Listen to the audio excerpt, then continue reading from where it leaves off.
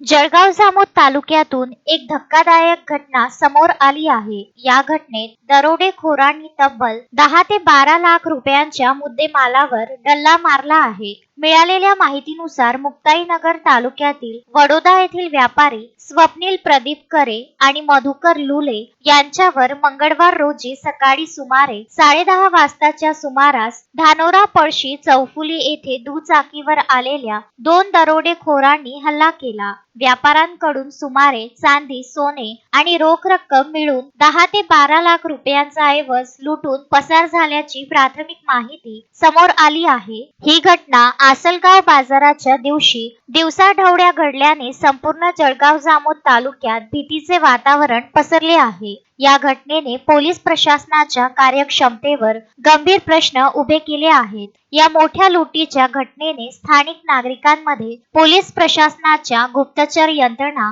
आणि सुरक्षा व्यवस्थेबाबत रोष निर्माण केला आहे। या घटनेमुळे कायदा सुव्यवस्थेच्या स्थितीवर गंभीर चिंता व्यक्त केली जात आहे। वृत्त लिहेपर्यंत पोलीस ठाण्यात गुन्हा नोंद झाला नसून पुढील तपास पोलीस करीत आहे। आज मी मंगळवार बाजार होता, त्यामुळे आसलगाव बाजार असल्यामुळे दर मंगळवारी आसलगाव बाजारासाठी येत असतो। माझा व्यवसाय सोन्या चांदीचा आहे।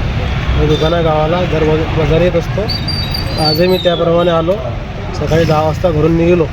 त्या येत असताना पळशी सुपपळशी मार्गाने येत असताना माझ्यावर प्राणघातक हल्ला झाला। 2 इसमांनी माझ्या प्राणघातक हल्ला केला आणि त्यांनी माझा पूर्ण बॅगच्या बॅग घेऊन ते पळून गेले। किती रुपयाचा ऐवज होता त्यामध्ये? त्या ऐवज 10 ते 12 लाखापर्यंत ऐवज असतो। सोनं चांदी दोन्ही मिळून।